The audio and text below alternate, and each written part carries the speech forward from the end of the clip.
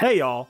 During the quarantine and relentless hellscape that was 2020, I got really into Pokemon challenge videos from the likes of Ma Drybread and JRose11.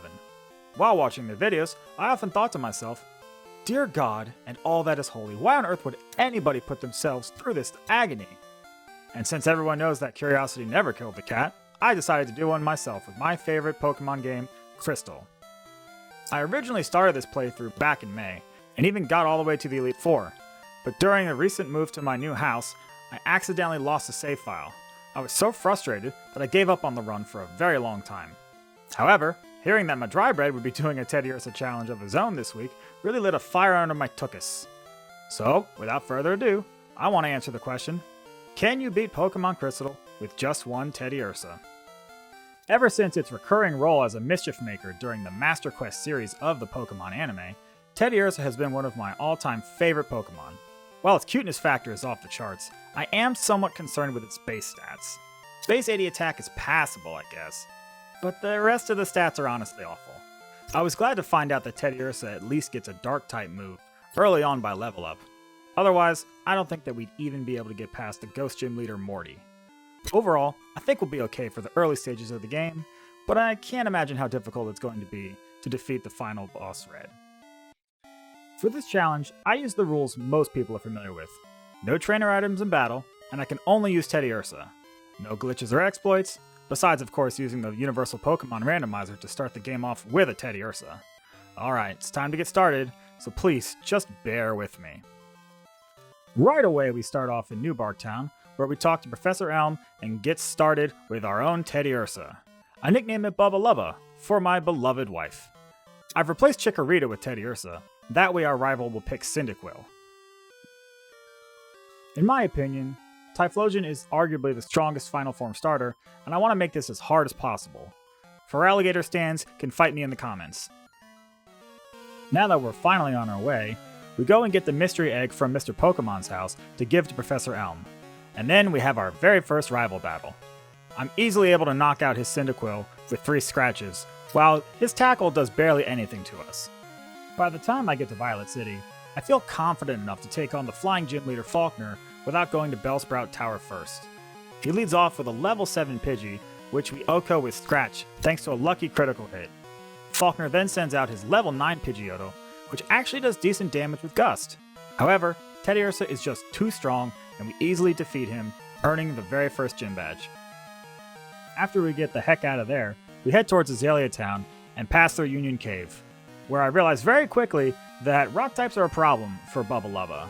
Normal type moves are great, but when the other Pokemon resist, we don't do that much damage. Then after breezing through all the Team Rocket grunts inside of Slowpoke Well, I decide to immediately take on the gym leader Bugsy. His Metapod and Kakuna waste their time going for Hardens before being knocked out, but Scyther actually outspeeds and does a lot of damage with Fury Cutter.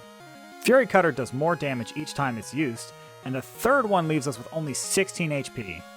If the Kakuna and Metapod had actually gone for tackles instead of Harden, I don't think we would have won. But hey, no complaints from me. Now it's off to Elix Forest, but first another rival fight. He leads off with a Ghastly, which misses a Hypnosis before being knocked out by 2 licks. Then comes Zubat, who misses a Supersonic before quickly being defeated. Finally, the rival sends out Quilava, which goes for Smokescreen. Luckily though, we hit all of our attacks, netting us an easy win. I continue to Goldenrod City, where I immediately head to the normal type gym to take on the leader Whitney. She is notoriously difficult in this game, and this challenge was no exception. She always leads with Clefairy, which loves to go for Metronome. It's usually not an issue, but sometimes it will land a status move or bust out some surprise move that does considerable damage. The real issue though is her famous Miltank, which loves to go for Rollout. Like Fury Cutter, Rollout doubles in damage each turn, and with Miltank's high HP, attack, and decent defense, makes it an absolute milk wall to try and take down.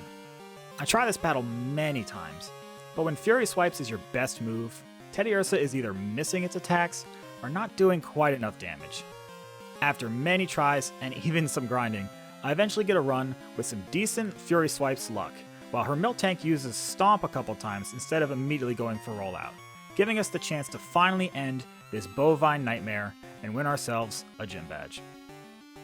Now I'm off to Ecruteak City. At the burned tower, we face off against our rival once again. His Ghastly is now a Haunter that knows the move Curse. I knock it out easily with Feint Attack, but I can't get through the rest of the team before Curse takes out Teddiursa. It does 25% of your total health each turn, and it's a real pain. After trying again, I discovered that Curse doesn't inflict damage on a turn where you knock out the opposing Pokemon. So I'm actually able to just barely squeak by with a win thanks to Fury Swipes, OHKOing most of his Pokemon. After that, I head over to the Ecruteak City Gym to face off with the Ghost-type Gym Leader Morty. Feint Attack is currently our best move for Ghost types, since our normal moves aren't effective at all. But since Dark-type moves are all special in Generation 2, we miss out on using Teddiursa's great attack stat, and instead have to use our abysmal special attack stat. On our first attempt, we get awful sleep turn luck and eventually get taken out by his Gengar. I realize that I'm too low level to take on multiple Dream Eaters and Curse damage, so I explore the next couple of routes and grind on trainers to gain levels.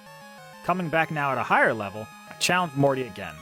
This time, I'm able to outspeed all of his Pokemon besides the Gengar, and Feint Attack luckily makes quick work of his team.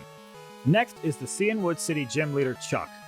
Before I started this run, I was pretty worried about Teddiursa taking on a Fighting-type gym, but thanks to all the leveling I needed to deal with Morty, Chuck's Pokemon are kind of a joke. Teddiursa Winnie the Pooh's all over his team, and we're able to earn ourselves a surprisingly easy gym badge. Against my better judgment, I decide to take a crack at the Steel Gym Leader Jasmine. Her Pokemon resist our normal-type moves, and her Steelix has crazy high defense stat. Mud Slap is probably our best option, since it's quite effective against her Magnemite, and is easily able to knock them out in one hit. But the Steelix shrugs off most of our damage. My best strategy is to lower Steelix's accuracy with Mud Slaps and dodge her massive Iron Tails whenever possible. 2 Iron Tails from Steelix is actually a damage range to knock out Teddiursa from full health. So, eventually I realize hitting it with Mud Slap until its health is just above where Jasmine wants to heal it is our best strategy. At that point, we should be able to dodge enough Iron Tails and then use Leer a couple times so we can finish it off with one last Mud Slap. Eventually, I get a run where we're able to power through the Steelix with Teddiursa without getting knocked out. Now, I know this strategy was pretty luck-based, and I had to do this many times, but I didn't want to just solve all of our problems by leveling up. And besides, it's a friggin' teddy bear, cut me some slack.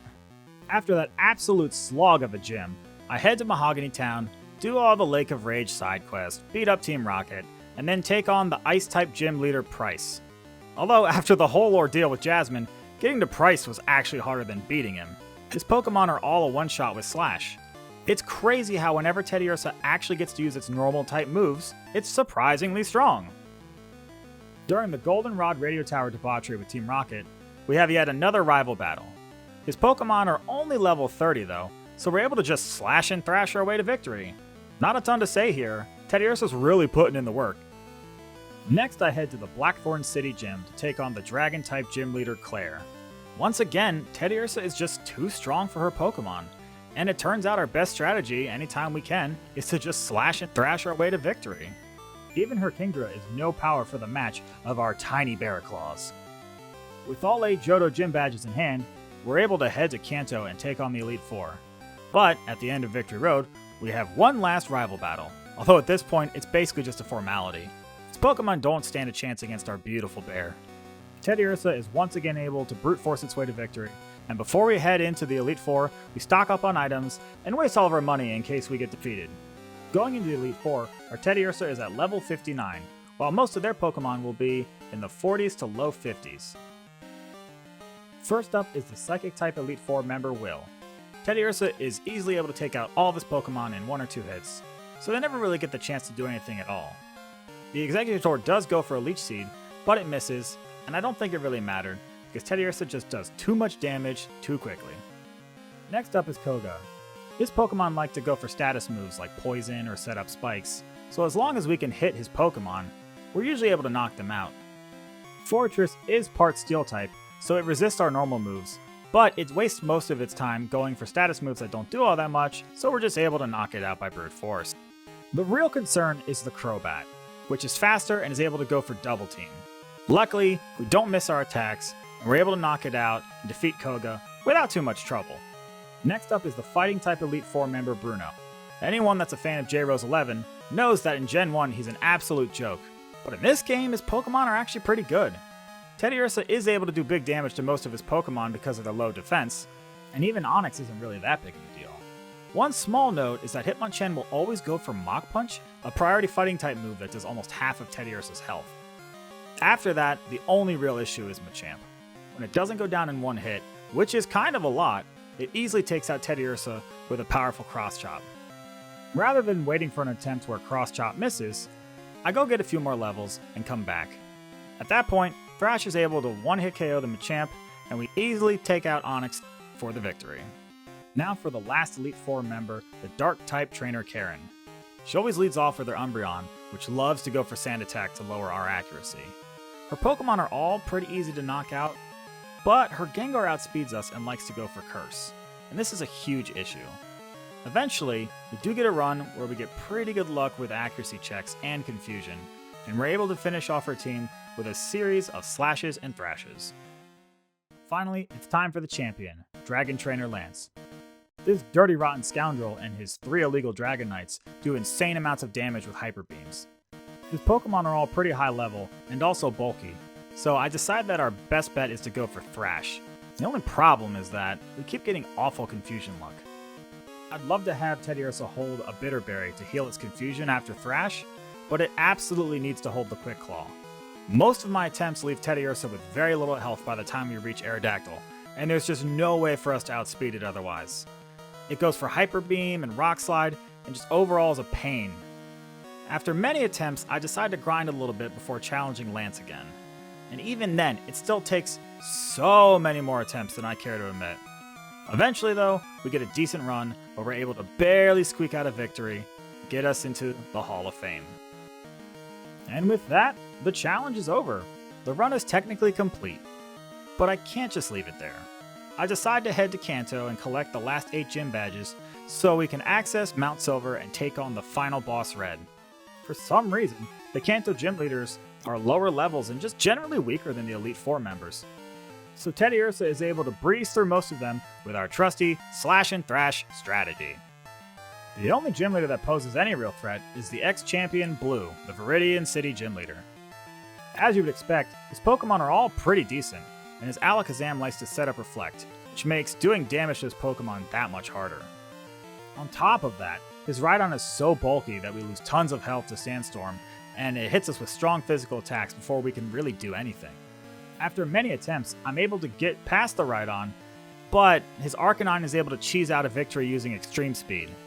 I try this one a few more times before I get a run where Teddiursa gets to the Arcanine with more than enough health to survive Extreme Speed and knock it out in return, winning the battle.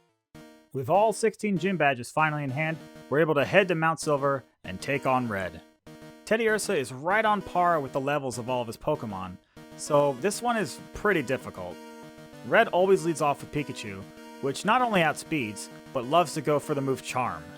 Charm lowers our attack by 2 stages, meaning Teddiursa only does half as much damage. Anytime Pikachu goes for Charm, I just immediately restart the game and try the battle once again. After the Pikachu, he always sends out Espeon, which either goes for Strong Psychics that is a range to 2-hit KO Teddiursa, or it sets up a Reflect. Reflect works basically the same way Charm does, and makes our attacks do half as much, so it's a real pain to deal with.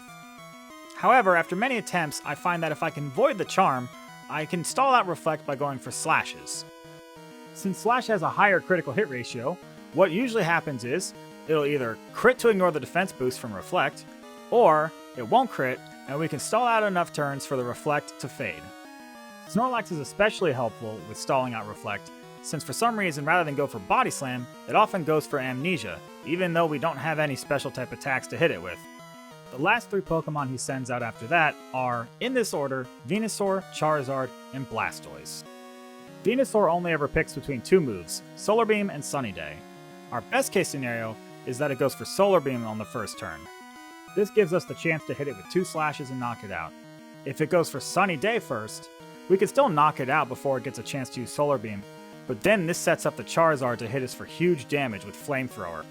Unless Teddiursa is at full health, which almost never happens, it can't survive a sun-boosted Flamethrower from Red's Charizard. There were 2 attempts in a row where I got to the Charizard with plenty of health to knock it out, only for Flamethrower to knock us out with a critical hit. This happens twice in a row. At this point, I don't know if we can do this. I decide to grind. There's no other option. So I get Teddiursa up to level 90, and then attempt it again, but it's no good. I do a series of attempts where I gain 1 level at a time before challenging Red again, and eventually at level 92, I get a run where Teddiursa is able to tough out all of Red's attacks and finish off his Blastoise, winning the battle and also the challenge. That was honestly a much more interesting challenge than I expected. Teddiursa was a super fun Pokemon to play with, and I have an even deeper appreciation now for the time and effort required to do these challenges on a regular basis. So, if you've made it this far in the video, be sure to leave a like, and if you want to see more of my videos, be sure to subscribe and ring the bell for notifications. Also, if you haven't already, although I doubt it if you're watching this, go check out JRose11 and Madrybread's channels. Their links are in the description down below. Thanks for watching, and see you all next time.